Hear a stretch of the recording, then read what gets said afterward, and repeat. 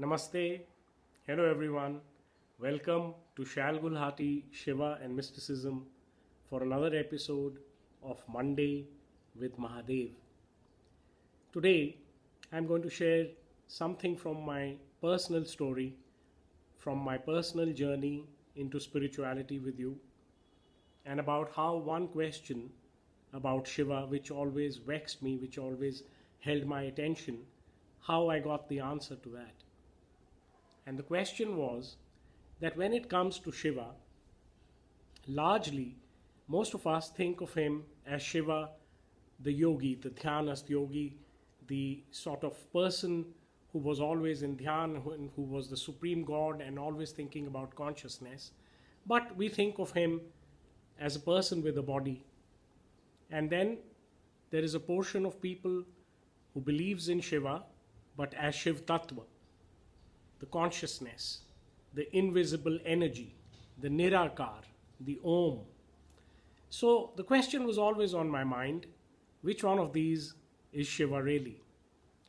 And when I had gotten out of college and just married a few years later, Dr. Ajay Kotwal, who was my English literature teacher in college, came home and he told me that I'm here to remind you of something. And I was wondering, now that I'm out of college, what is he reminding me of?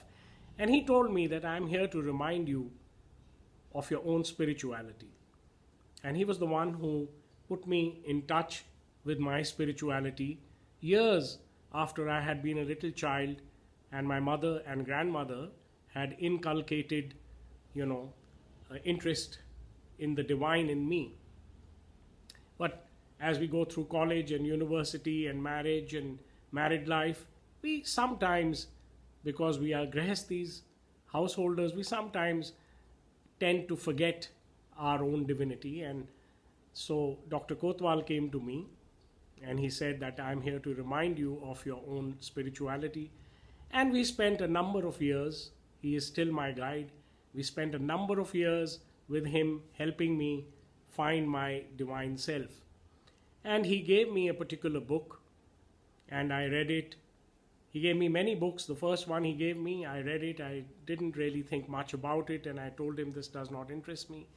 And then he gave me a particular book, which was this, Aspects of Kashmir Shaivism, written by the great scholar Balji Ji Pandit, who's now no more in this body. And in this book, there was a compilation of many essays about Kashmir Shaivism, different aspects as the title suggests. And I simply loved this book because I could relate to many of the chapters, many of the experiences as having, those which have happened to me. And for many years, this book was like my book, the refer to book. And it was a wish with me, a desire that I should meet this gentleman one day. And in the late 80s or early 90s, Balji Ji shifted from Srinagar to Jammu, and I had the great opportunity of meeting him not once but several times. And by then I had written my own first book, The Yogi and the Snake, and I had given him a copy of that, and he would read my book and I would discuss his book with him, and much more than that. And of course, he again signed this for me because we were a lot into keeping tokens, and I am glad now that I have something with his hand in my hand. So the conversations with Balji Ji were always devolving around consciousness, Kashmir Shaivism, Trika system, Siva Sutras, the great Rishi Durvasa who learned, Abhinav Gupta, Vasu Gupta, Utpal Dev, and so on. But I would always ask him this question that is Shiva the yogi or is Shiva the Tattva? And I had asked this question earlier to some other Kashmir Shaivite friends of mine, and they had told me that for us he's Shiv Tattva. And I said, but what about Shiva the yogi? And they said, for us it doesn't really matter because we have found Shiva to be Shiv Tattva and that suffices for us.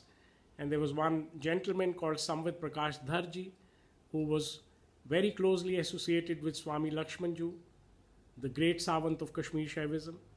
And he was a kind man, and when I had posed this question to him, he had told me, look, since this is your question, it is your call, you need to find out. But I can't tell you. For me, Shiva is the great energy, the Chaitanyam, the Shiva Tattva. And therefore, this question was unanswered till the time I met Baljinathji, and I asked him the same thing. Is Shiva the yogi, or is Shiva the Tattva? And although our meetings would last for more than 3 hours on every Sunday, he never really answered this, and he would always tell me, bataunga, bataunga. And this went on for about a year. And when I had almost forgotten really asking him about this, one day when I walked in on the Sunday morning with a basket of fruits, which I used to take as a token for him, he gave me a really big smile and he said, today I'm going to answer your question. The one about, is there such a being as Shiva the yogi? And I sat down while his lady wife served us with Kashmiri kava, which was a great ritual.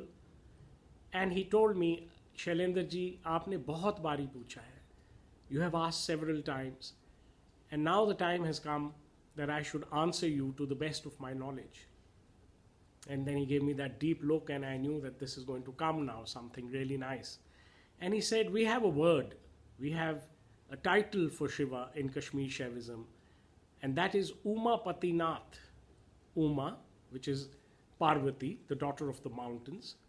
And in the old days, when there was no real geographical distinction between Kashmir and Himachal, we just had the Himalayas. All the people who lived in the Himalayas at the mountains think of themselves as Parvati's kin, because she is the daughter of Himavat. She is the daughter of the mountains, and therefore all the mountain people, whether they are modern day Kashmiris or are Himachalis, they all consider themselves to be her family. So Uma Parvati, Uma Pati, the one who marries Uma, Nath, that one is the great Lord Shiva. Now, he said, what it means is, when Shiva and Shakti create this whole universe together, and Shakti is the great energy which transforms herself into Mother Nature. So she's everything manifest in this world. She is Himachal, she is Kashmir, she is London, Switzerland, Jammu, anywhere. She is all the animals, all the plants, all the bees, the butterflies, everything. But she does take on a special manifestation as well, which is that of Uma, Parvati. She does come as a lady, a princess called Uma. And because she comes in her own play as one actor, a lady, a princess, she needs to get married. But she gets married to only Shiva because she is eternally Shiva Shakti. So the one who can marry Uma is Uma Patinath, Shiva the yogi. It is interesting to note that Kashmir Shaivism talks of Shiva via Shakti. So they give a great respect to Shakti. It is Shakti who will identify Shiva for us, because she will say who is Uma Patinath. She gets to choose her husband like a Swayamvar. I thought you will like this story, which is filled with a spiritual message. Join me again next Monday, and I will be back with yet another Shiva story for you. Om Namah Shivaya.